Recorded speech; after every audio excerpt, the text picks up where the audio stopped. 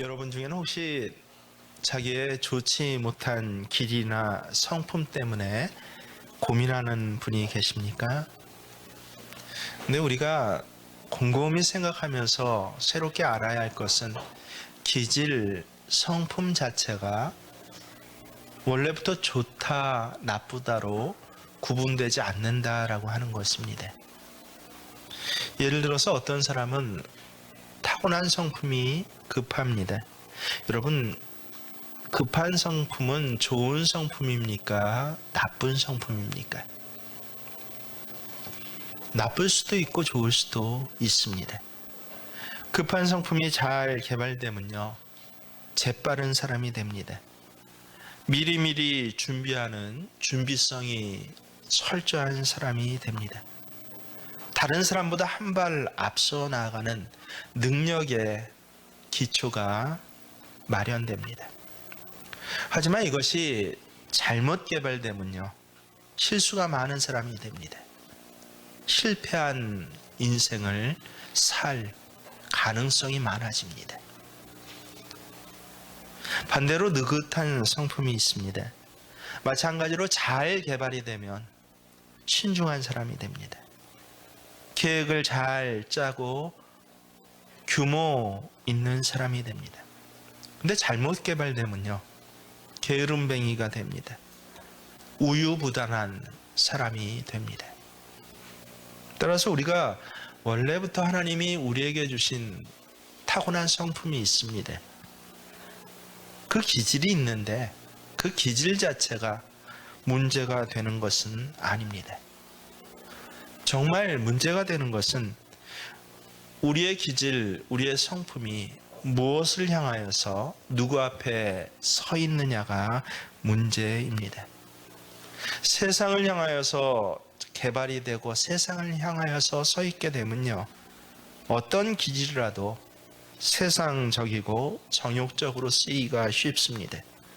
하지만 하나님 앞에 세워지고 하나님 앞에서 개발이 되면요, 그 어떤 성품이라도 영적인 성품이 되고 가치 있게 쓰임받을 수 있게 되는 것입니다. 오늘 성경에는 바로 이러한 것을 분명히 알려주시는 이야기가 나와 있습니다. 한 사람을 통하여서 정말 그렇구나 라고 알게 되는데, 그 사람이 누구입니까? 도마입니다. 여러분, 도마하면 무엇이 떠오릅니까? 우리 교우들은 영적입니다. 어떤 사람은 양승학이 떠오른다고. 도마 제일 잘했던 양학선인가요? 도마하면 의심이 떠오르는 사람입니다. 실제로 도마는 굉장히 의심이 많은 사람이었습니다. 그리고 그 의심은요, 그의 성품과 또 그의 살아온 삶의 자리와 연관이 있는 것입니다.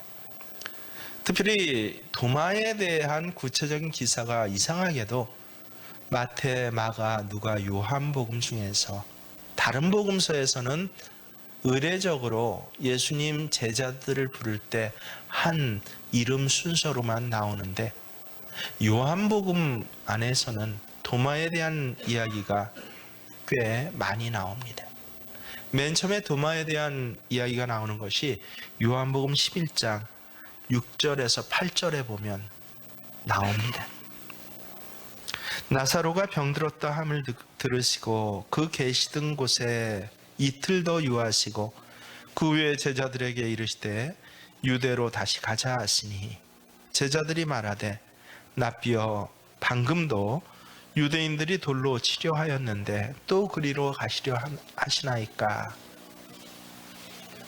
우리가 잘 알고 있는 죽은 나사로를 살려내신 배경이 되는 사건이 이 요한복음 6장에 나와 있습니다.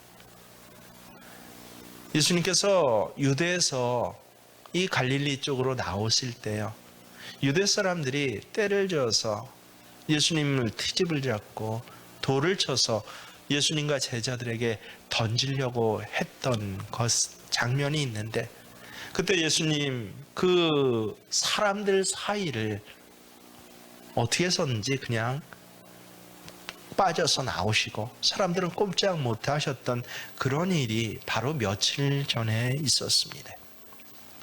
근데 사랑하는 자 나사로가 병들어 죽게 됐다라고 하니까 그것도 그래 하면서 달려가신 것이 아니라 이틀 정도 느긋이 계시는 듯 하다가 갑자기 제자들이 유대에 지금 상황이 좋지 않아서 예수님이 안 가실 모양이다라고 생각하고 안심을 했는데 예수님 갑자기 유대로 들어가자라고 하시는 그 장면입니다.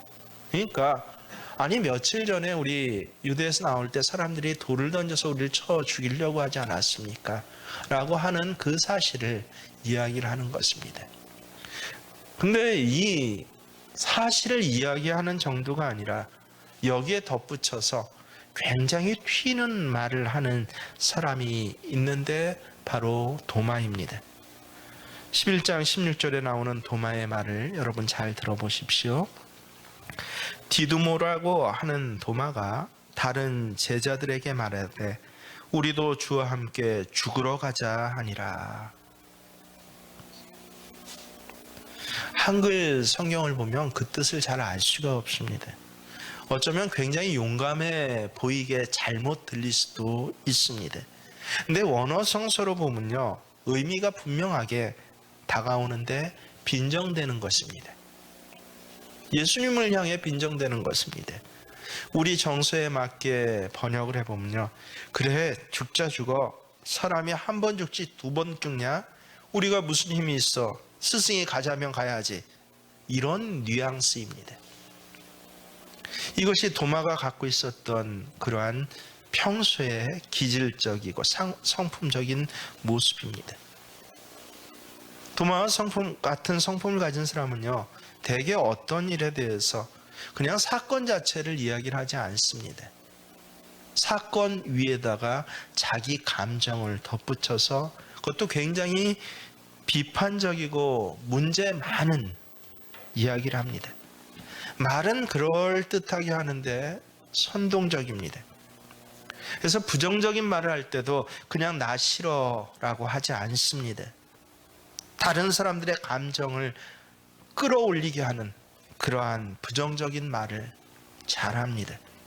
그래서 이런 사람 주변에 가만히 보면요, 주변 사람들이 다 흔들립니다.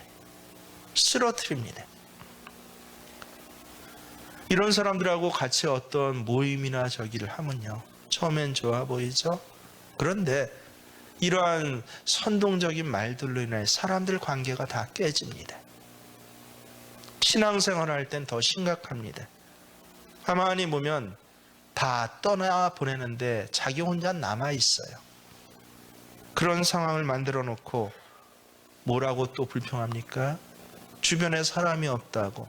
사실은 자기의 부정적이고 선동적인 말 때문에 상처를 입어서 다 떠났는데, 근데 이제 주변에 사람이 없다고 또 불평을 합니다. 왜? 자기만 믿음 있는 척 하는 것입니다. 하지만 사실은 어떻습니까? 자신의 그러한 모습 때문에 상처를 받아도 같은 정도의 상처를 받는 게 아니라 갑절로 심하게 상처받아서, 그래서 낭망하고 실망한 것인데, 자기는 상처를 줘놓고 나는 건강한데 다른 가족은 다 이 모양이야 라고 하는 그런 종류의 사람이 바로 도마입니다. 특별히 도마의 두 번째 모습을 더 자세히 알려주는 것이 우리가 너무도 잘 아는 요한복음의 다락방 강화에 나옵니다. 예수님께서 이 다락방 강화에서 말씀하신 것이 무엇입니까? 내가 십자가를 져야 한다는 것이에요. 그래야 온 세상이 구원받을 수 있다는 것을 계속 말씀하십니다. 그러니까 제자들은 이 구원받는다라는 하나님의 구원이라는 단어는 안 들려요. 예수님이 십자가 지고 죽어야 한다는 소리만 듣고 굉장히 불안해합니다. 그때 예수님께서 뭐라고 제자들에게 말씀하십니까? 그것이 요한복음 14장 1절부터 4절에 나와 있습니다. 너희는 마음에 근심하지 말라. 하나님을 믿으니 또 나를 믿으라. 내 아버지 집에 거할 곳이 많도다. 그렇지 아니하면 너희에게 일렀으리라. 내가 너희를 위하여 거처를 예비하러 가노니 가서 너희를 위하여 거처를 예비하면 내가 다시 와서 너희를 내게로 영접하여 나 있는 곳에 너희도 있게 하리라. 내가 어디로 가든지 그 길을 너희가 아느니라. 무슨 말씀인지 우린 다 알아듣습니다. 예수님 십자가 지시고 죽어야 한다라고 하는 그 말에 제자들이 하도 불안해하니까 아니야, 나는 그냥 죽는 것이 아니라 바로 너희를 위한 구원의 이 천국의 그 준비를 하러 간다라는 이 말씀입니다. 그래서 오히려 십자가의 죽음 뒤에 있을 부활에 대해 말씀하면서 제자들의 마음을 안심시키시는 것입니다. 근데 제자들이 부활을 생각이나 해봤어야죠. 이 부활에 대해서 잘 몰라서 다른 제자들은 어떻게 하고 있습니까? 예수님 무슨 말씀을 하시나 하고 침묵을 하고 있는데 유독 또 톡 튀어나와서 쫑알거리는 사람이 있습니다. 누굴까요? 도마입니다.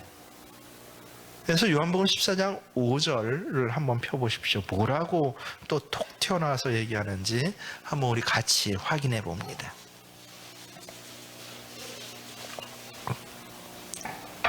요한복음 14장 5절입니다. 함께 읽습니다.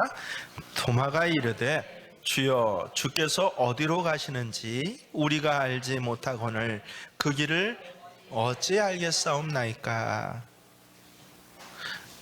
예수님은 지금 부활과 구원과 천국 영생에 대해서 말씀하고 계시는데, 근데 도마는 무슨 얘기하고 있어요? 몇 동 몇 번지 길에 대해서, 주소에 대해서 이야기를 하고 있는 것입니다. 또 쉽게 우리식으로 바꿔보면 이 소리예요. 주님 가고 싶어도 길을 알아야 가죠. 약도라도 그려주세요. 무슨 의미입니까? 영적인 부분에 있어서는 말이 통하지 않는 것이 바로 도마입니다. 예수님의 진리의 말씀을 늘 들으면서도 머릿속에선 그것을 뭐라고 들어요? 천국에 대해서 얘기하는데 주소를 이야기를 하고, 영에 대해서 얘기하면 육적인 이야기로 알아듣습니다. 온통 머릿속에 이 땅의 개념과 이 땅의 이야기만 가득해서, 그래서 자기 방식으로만, 사람이 무엇을 얘기하든 자기 방식으로만 해석하고 알아듣는 사람, 거기다 가만히나 있으면 참 좋은데 때마다 톡톡 튀어나와서 주변 사람들을 오히려 혼란케 하고 쓰러뜨리는 사람, 이런 사람이 바로 도마였습니다. 실제 교회 생활에서도 보면 이런 사람이 꼭 있습니다. 예를 들어서 지금 코로나 때문에 우리가 한 2년 동안 하지 못하고 있는데 어디 교회에서 신앙 수련회를 간다고 해보십시오. 다녀와서 많은 사람들이 뭐라고 그래요? 수련회 가서 하나님이 내게 이렇게 역사하셨어요 라고 은혜를 이야기할 때, 근데 톡 튀어나와서 무슨 얘기만 해요? 밥 먹은 이야기만 합니다. 식당 이야기만 합니다. 어디 가보니까 참 장관이었더라. 심지어는 어디 갔더니 입장료가 비쌌더라. 이 도둑놈들. 침대가 불편해서 잠을 잘 잤느니 못 잤느니 영적인 감각과 깊이는 전혀 없이 모든 것이 육적으로 보이고 육적으로만 해석되는 사람. 이런 사람은 설교 말씀을 들으면서도 머릿속에 남는 게 뭐예요? 재미있는 세상 예화뿐입니다. 다른 면에선 똑똑할지 모르지만 이 영적인 감각이 없고 진리를 알아듣는 귀가 열리지 않고 아예 진리를 깨닫는 마음이 없는 사람입니다.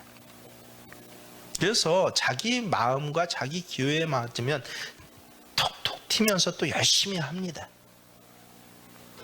근데 자기 마음과 기호에 맞지 않으면 어떤 역할을 합니까? 이른바 주변 사람들을 선동시켜서 다 쓰러뜨리는 그런 역할을 합니다. 상대적으로 분명한 것이 동일한 장면에 베드로도 또 비슷한 이야기를 합니다. 요한복음 13장 마지막 부분 36절에 베드로도 뭐라고 합니까? 오히려 먼저 시몬 베드로가 가로되 주여 어디로 가시나이까? 라고. 예수님이 내가 십자가에서 죽고 하나님 앞에 가야 한다니까 주님 어디로 가십니까? 라고 똑같이 이야기하는데, 근데 베드로가 한 이야기는 무슨 소리예요? 우리가 잘 압니다. 주님 어디 가시든지 나도 그곳에 갈 것이에요 라고, 그렇게 나도 그곳에 가겠습니다 라는 뜻입니다. 그때 예수님 뭐라고 답변하십니까? 예수께서 대답하시되 36절 하반절에 보면 내가 가는 곳에 내가 지금은 따라올 수 없으나 후에는 따라오리라 라고. 그렇게 베드로는 같이 어디로 가십니까? 라고 이야기할 때 나 따라가겠습니다, 반드시 주님을 놓치지 않겠습니다 하는 이야기인데, 근데 도마에 어디로 가십니까? 라는 이야기는 무엇이에요? 따라가겠다는 뜻이 아니라 어디 갔는지 알지도 못하는데 그 길을 우리한테 어떻게 하라고요? 고약하게 비꼬고 있는 것입니다. 가만히 보면 볼수록, 알면 알수록 정이 안 가는 사람이에요. 처음에는 톡톡 튀어서 좌중 앞에 리더 역할을 하고 하니까, 그러니까 참 정이 가고 야 저 사람 특별한 사람이야 라고 생각했다가 시간이 지날수록 어때요? 뭐든지 원망, 불평뿐입니다. 특별히 신앙생활은 영적인 것인데 이 영적인 것에 발달되지 못했으면 그것을 깨닫고자 열심히 기도하고, 하나님 나도 눈이 열려지게 하셔서 성령님의 음성이 들려지게 하시고 하나님의 간섭하심이 보여지게 해주세요라고 오히려 자기의 부족한 부분을 더 엎드려서 간구해야 되는데, 이 사람 뭐든지 내가예요. 내가 기준입니다. 교회 안에서도 이런 사람들이 그 문화를 장악하게 되면요, 아주 심각한 일이 일어나는데 내가 뿅입니다. 그러면서 교회의 모든 문화를 어떻게 해요? 영적인 것은 다 뒤로 젖혀놓고 뭐든지 이야기하는 것이 다 육적인 거예요. 교회 사업을 하는데도 이게 참으로 하나님 앞에 얼마나 영광 돌리냐가 아닙니다. 이익이 되느냐 안 되느냐 이걸 따집니다. 본인이 신앙생활하면서도 그 모든 것들을 돈의 가치로만 생각하고 시간의 숫자로만 생각하게 됩니다. 이 세 번째 도마의 모습들이 오늘 나오는 것이 바로 오늘 본문인데요. 여러분 다시 한번 잘 보십시오. 오늘 본문 요한복음 20장 24절에서 25절입니다. 12 제자 중에 하나로서 디두모라 불리는 도마는 예수께서 오셨을 때 함께 있지 아니한지라 다른 제자들이 그에게 이르되 우리가 주를 보았노라 하니 함께 있습니다. 도마가 이르되 내가 그의 손에 못자국을 보며 내 손가락을 그 못자국에 넣으며 내 손을 그 옆구리에 넣어 보지 않고는 믿지 아니하겠노라 하니라. 또 뭐라 그래요? 내가. 아니 다른 제자들은 다 벌써 일주일 전에 8일 후니까 일주일 전에 예수님 부활하셨을 때 자, 정말 부활하신 예수님을 내가 보았어라고 믿지 못했던 제자들조차 그렇게 이야기를 하고 간증의 은혜를 나누고 있는데, 근데 도마하는 말이 뭐예요? 내가 보지 않고는 난 믿지 못하는 게 아니라 믿지 않겠다는 겁니다. 심지어 보는 것으로는 부족하지 내 손으로 직접 손가락을 예수님의 창자국에 놓아보지 않고는, 확인하지 않고는 나 믿지 않겠다라고 아예 단언을 하고 있습니다. 예수님의 부활을 어때요? 인정하지 않는 것입니다. 저는 이 도마적 그러한 기질들이 우리 안에 참 많다라고 생각합니다. 성경을 곰곰이 읽으면서 거울로 비춰보면 야, 내게도 이런 모습들이 분명히 있다라고 고백합니다. 예수님의 제자로 3년을 지내면서요, 도마는 분명히 변하고 있어요. 아름다워지고 있는데, 근데 문제는 어느 때예요? 막상 일이 있을 때마다, 사건이 있을 때마다 이 기질들이 톡톡 튀어나오는 것입니다. 그래서 공동체 안에 있으면서도 결국은 공동체하고 함께하지 않아요. 나중에 보면 공동체를 다 떠나가서 밖에서 쳐다보면서 삐죽거리고 있습니다. 성경은 이 장면을 분명히 꼬집어 줍니다. 다시 24절을 보십시오. 뭐라고 합니까? 12제자 중에 하나로서 디두모라 불리는 도마는 어떻게 했다고요? 예수께서 오셨을 때 함께 있지 아니한지라. 도마는 부활하신 예수님이 오셨을 때 다른 제자들은 다 그 예수님을 보고 간증하고 그렇게 찬양하고 기뻐했는데 그는 저 밖에서 함께 있지 않고 어때요? 삐죽삐죽거리면서 내가 자기가 주역이에요. 여러분, 도마가 함께 있지 않는 이유가 무엇입니까? 어떤 급한 일이 생겼나요? 분명하지 않아요, 성경은요. 하지만 분명한 건 뭡니까? 그렇게 의심 많았던 제자들, 심지어는 엠마오로까지 도망하고자 했던 제자들 까지 다 돌아와서 예수님의 부활을 찬양하고 감사하고 있는데 도마는 함께 있지 않았다라고 하는 이 사실이 분명한 것입니다. 자, 이렇게 도마는 허물투성이요. 알수록 정이 안 갑니다. 이런 사람이 정말 변화될 수 있을까요? 놀랍게도 성경은 이런 도마조차도 부활하신 예수님을 만나고 나서 변화되었다라고 그렇게 증언합니다. 여러분, 어떻게 변합니까? 오늘 26절을 자세히 정독해 보십시오. 제가 읽어드립니다. 여드레를 지나서 제자들이 다시 집 안에 있을 때 도마도 함께 있고 문들이 닫혔는데 예수께서 오사 가운데 서서 이르시되 너희에게 평강이 있을지어다 하시고, 여드레를 지나서 8일 지난 동안, 여러분, 이 여드레 동안 도마하고 제자들은 뭐 했을까요? 이 논쟁을 했다는 거예요. 하지만 여드레를 지나서 8일 동안 이 논쟁을 하고 했어도 결국은 도마가 믿었다는 소리입니까? 안 믿었다는 소리입니까? 결국은 안 믿었다는 것이에요. 상황이 그렇게 흐르자 8일 지난 후에 예수님께서 이 제자들 앞에 다시 나타나십니다. 그래서 뭐라고 하셔요? 8일 전하고 똑같이 말씀하셔요. 너희에게 평강이 있을지어다. 근데 8일 전하고 다른 것이 하나 있었다라고 기록하고 있는데 무엇입니까? 성경에 한 단어만 틀려요. 그 자리에 도마가 없었더라 해서 뭐예요? 그 자리에 도마가 있었더라 라고 하는 것입니다. 그러니까 예수님이 8일 뒤에 다시 제자들에게 와서 똑같이 말씀하시고 똑같이 행하신 것은 누구 때문에 그런 거예요? 놀랍게도 도마 때문에 다시 한번 예수님이 제자들에게 나타나셔야 했다라는 것입니다.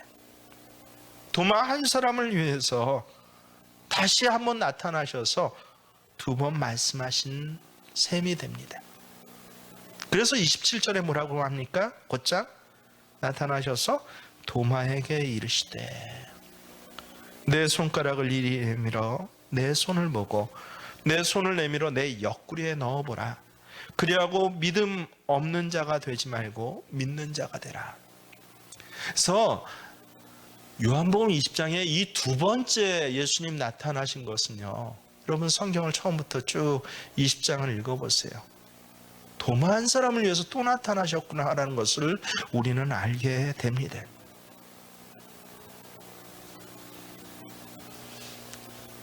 그래서 본문이 이 도마를 위해서 나타나신 예수님, 이 초점을 분명히 하고 보면은요, 예수님의 부활에 놀라운 소식들을 우리가 깨닫게 됩니다. 첫째는 예수님께서 의심하고 있는 도마에게 직접 찾아오셨다라는 사실입니다. 의심하고 삐죽거리고 참 인간적으로 정이 안 가는 사람인데, 근데 이 도마에게도 예수님께서는 어때요? 애정과 깊은 긍휼의 마음을 가지고 찾아오십니다. 예수님께서는 믿음의 상태가 뛰어난 사람에게만 찾아오시는 것이 아니라 자신을 의심하고 결정적인 믿음을 갖지 못하는 사람에게도 여전히 깊은 애정과, 예수님 요한복음 13장에 제자들에게 약속하신 것이 있습니다. 그 1절에 뭐라고 합니까? 예수님께서 자기의 사람들을 사랑하시는데 어떻게 사랑하셨다고요? 끝까지 사랑하시니라. 베드로는 예수님을 모른다고 부인하면서 저주까지 하는 것을 무려 한 번도 아니고 3번씩이나 이제 몇 시간 후면 할 거야 라는 걸 주께서 아셨어요. 그래서 그 말씀도 미리 말씀해 주십니다. 내가 주님을 끝까지 따라가겠습니다 라고 할 때, 아니야, 지금은 너는 그러지 못할 거야. 닭이 3번 울기 전에 너는 나를 부인할 거야. 아시면서도 어떻게 하신다고요? 자기의 사람을 사랑하시되 끝까지 사랑하시니라. 아예 13장의 이 다락방 광화를 시작하면서 성경엔 선언하고 기록하고 있습니다. 예수님은 자기의 사람을 끝까지 사랑하셔. 베드로도 사랑하셔. 누구도 사랑하셔? 도마도 사랑하셔. 누구도 사랑하셔? 도마와 같은 나도 사랑하셔. 그 사랑을 오늘 부활하신 예수님께서 다시 확증해 주시는 것입니다. 더 삐죽대고 더 문제 삼으며, 어떻게 예수님에 대해서 그 손가락을 창자국에 그 상처에 내가 넣어보지 않으면 난 안 믿어라고 부활을 증거하는 제자들 앞에서 이렇게 심한 말을 하는 이 도마를 어떻게 하셨다고요? 끝까지 사랑하셔서 찾아오신 예수님께서 분명 오늘 저와 여러분에게도 찾아오실 줄 믿으실 수 있기를 바랍니다. 두 번째는요, 이렇게 도마를 찾아오신 예수님은요, 도마를 야단치거나 책망하지 않으셨다라고 하는 것입니다. 도마를 찾아오시는데 도마의 이런 못된 점, 못난 점조차도 예수님께서는 어떻게 하셔요? 긍휼히 여기시는 주님이시다라고 하는 것입니다. 우리가 실수할 때 예수님은 책망만 하시는 것이 아니라 오히려 우리가 믿음 갖게 되기를 바라셔요. 마지막 순간까지도 우리의 믿음이 생기지 않으면 직접 찾아오시기라도 하시는 분이십니다. 그래서 도마가 원하는 방식으로, 여러분 도마가 예수님 앞에서 내가 손가락 넣어보겠어요 라고 얘기했습니까? 주일학교 신앙 갖고 성경을 제대로 안 읽으면 다 그런 줄 알아요. 아니에요. 자기 혼자 제자들 앞에서 한 말인데, 근데 오히려 예수님께서 뭐라 그래요? 네가 와서 내 상처 자국에 손가락 넣어봐라. 왜? 그러고 너 믿는 자가 되라. 도마 수준으로 예수님께서 내려가 주신 것입니다. 예수님께서는 믿음이 없는 도마를 아셨어요. 그리고 그 믿음 없는 방식대로라도 행해서 믿음 가져라 라고 말씀하십니다. 이게 주님의 말씀인 것입니다. 오늘 예수님은 여러분에게 이렇게 찾아오시지 않나요? 나 아예 안 믿겠어 라고 그렇게 작정을 한 심령에도 이상하게 예배 자리에 그래 안 믿어 라고 하는 마음으로 오는데 예수님께서 오셔서 손가락 자국이라도 놓아봐. 우리의 마음을 흔들리지 않나요?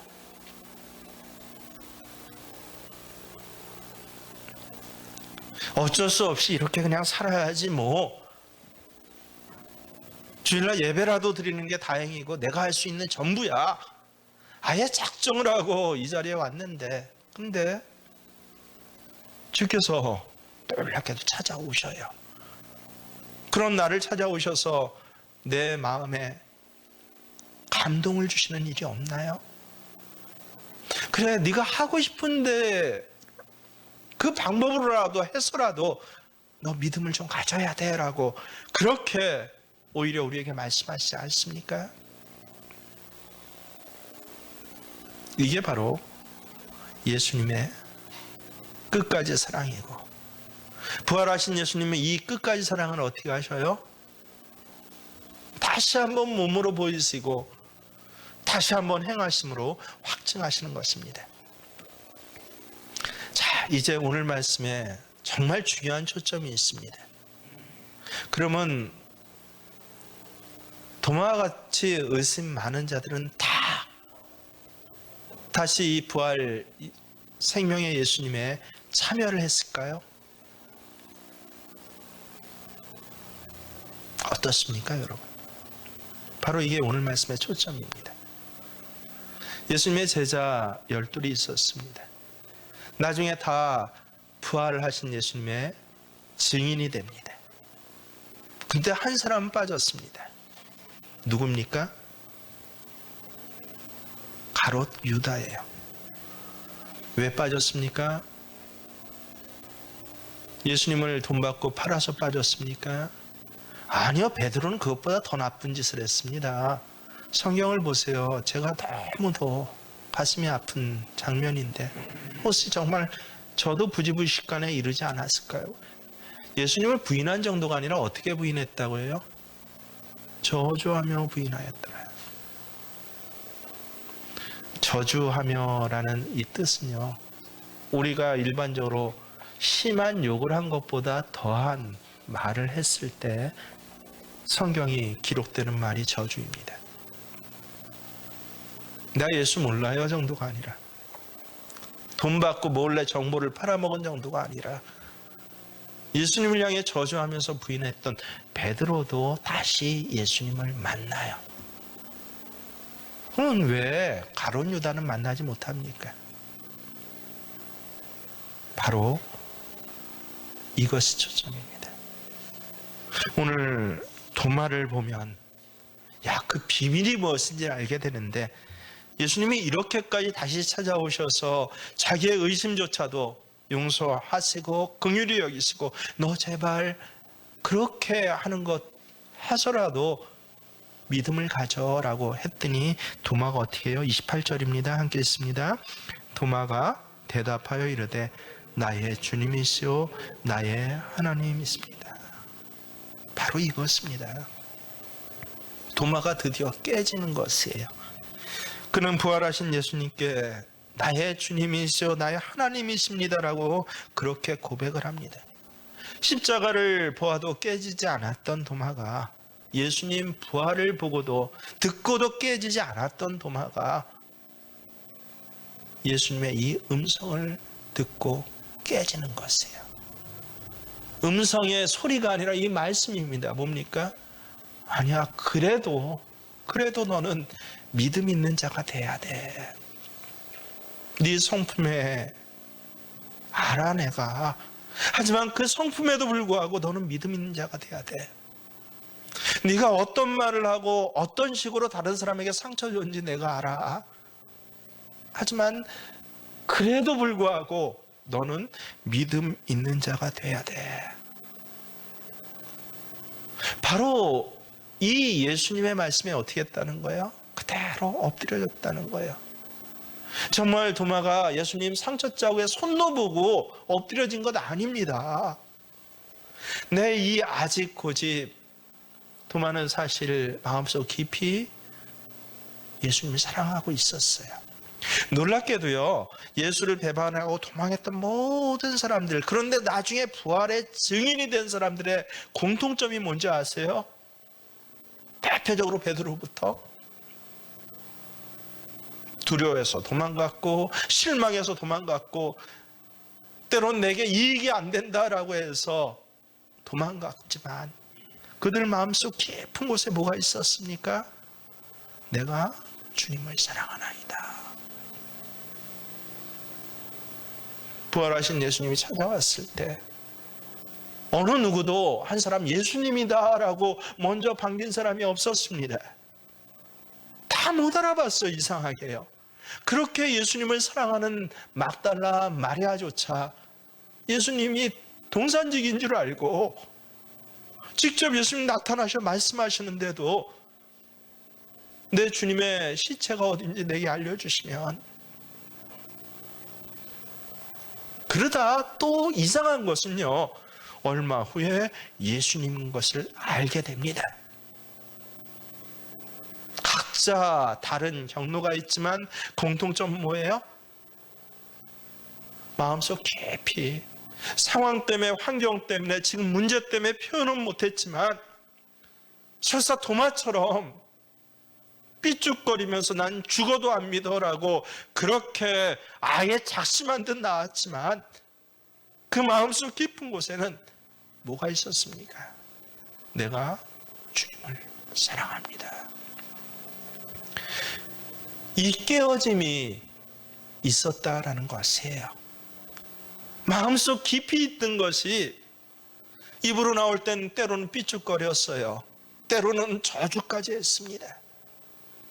때로는 아예 못 알아봤어요. 그런데 이 마음속 깊은 곳이 부활하신 예수님과 만나면서 그렇게 주에 대한 사랑으로 고백됩니다. 나의 주, 나의 하나님이십니다. 이게 바로 도마의 고백이었습니다. 도마조차 사랑하신 예수님께서 저와 여러분을 동일하게 사랑해 주실 줄 믿으시기를 바랍니다. 하지만 이 사랑이 받아들여지는 건 어떤 때예요? 도마와 같이 삐죽거리며 아예 작심한 듯한 나이지만 내 속에 있는 깊은 예수님의 그 사랑, 그 처음 사랑이 내 입술로 고백되며 내 발과 무릎으로 굽혀지고 나의 주, 나의 하나님이십니다라고 그렇게 고백될 때에야 가능한 것입니다. 제가 중간쯤 질문을 드렸죠. 12제자 모두가 이렇게 부활하신 예수를 만났는데 단 한 사람 끝까지 만나지 못하고 변하지 못한 사람이 있어요. 누구였다고요? 가룟 유다는 그러면 왜 그랬을까요? 이제 우린 분명히 압니다. 가룟 유다 마음속 깊은 곳엔 예수의 사랑이 없었을까요? 아니요. 누구보다, 오히려 베드로보다 더 있지 않았을까요? 하지만 그가 못했던 것은 무엇입니까? 주님, 내가 주를 사랑합니다라는 고백이 아니라 나름대로 했던 것이 나가서 나무에 목매달아 죽어버렸더라. 이 차이인 것입니다. 여러분, 그렇게 해서라도 너는 믿음 없는 자가 되지 말고 믿는 자가 되라. 이 말씀이 여러분의 귀에 들려주시길 주의 이름으로 축원합니다. 근데 예수님께서 아주 특별한 말씀을 한 가지 더 하시고 마무리를 해주셔요. 29절에 뭐라고 하십니까? 예수께서 가라사대 뭐라고요? 너는 나를 본고로 믿느냐? 보지 못하고 믿는 자들은 복되도다 하시니라. 여러분, 누구한테 하신 말씀이에요, 이건요? 어떻게 그렇게 잘하십니까? 나한테 하신 말씀입니다. 이렇게 해서라도 예수를 믿게 된 도마도 행복한 사람이지만 더 행복하고 더 축복받은 사람이 있다라고 하는 것이에요. 무엇이에요? 이러한 드라마틱한 어떤 특별한 사건이 없이 놀랍게도 강단에 선포되는 말씀만으로, 제자들이 증언하는 말씀만으로 예수님 부활하심이 믿어진 사람들, 바로 여러분들이 그렇습니다. 어떤 사람들이 예전에 그랬어요. 환상에 대해서 굉장히 소망하고, 기도하는 중에 주의 얼굴을 봤다라든지, 심지어는 예수님이 나타나셨대요. 그래서 어떤 모습이셨어요? 했더니 하얀 옷을 입고요, 수염을 기르고요, 그리고 머리에 흰 두건 같은 것을 쓰셨는데 광채가 났어요. 곰곰이 듣다니까 누구 모습이에요? 옛날 옛적의 전설의 고향에 나오는 산신령 모습이에요. 그래서 그렇게 나타나신 예수님을 보고 자기가 믿었대요. 꿈속에 나타나셔서 어디 주식에 얼마 투자해라 해갖고 믿고 투자했더니 세상에 5배가 뛰었다나요? 제가 약간 과장했지만 실제 이런 분들 많습니다. 그럴 때마다 제가 해주는 말이 있어요. 무슨 말입니까? 하도 믿지 못하니까 하나님이 할 수 없이 그렇게라도 보여주신 것이다라는 것입니다. 열등한 차원의 신앙인 것입니다. 보다 복된 신앙이 뭐예요? 그런 것 없이도, 환상적인 체험이 없이도, 내 등줄기에 뜨거운 불이 임하지 않아도 하나님이 계시해 주신 성경의 말씀을 통해서 이 진리가 믿어져요. 하나님을 신뢰할 수 있는 것. 이러한 사람에게 예수님께서 뭐라고 그래요? 참 복되도다. 누구보다? 도마 너보다 복되도다. 히브리서에서는 신앙을 정의하면서 믿음은 바라는 것의 실상이요, 보지 못하는 것의 증거라고 했습니다. 여러분, 볼 수 없으니까 믿는 것이지, 보이면 그건 믿는 게 아니에요. 그냥 보이는 거예요. 고린도후서 5장 7장에 바울이 뭐라 합니까? 이는 우리가 믿음으로 행하고 보는 것으로 하지 아니함이로라 라고 말씀했습니다. 영어 성경에 이 말씀을 정확히 번역을 해놓고 있는데, 원래 믿음으로 행하고가 아니라 뭐예요? 믿음으로 walking, 걷는다라는 것입니다. 원래 성경 뜻은요. 믿음으로 내 인생길을 걷는 것이에요. 보면서 걷는 게 아니라 믿음으로 걷는 것입니다. 주의 말씀은 내 발에 뭐가 되어? 등이 됩니다. 내 길에 목표가 되고 나침판이 되고 빛이 되는 것입니다.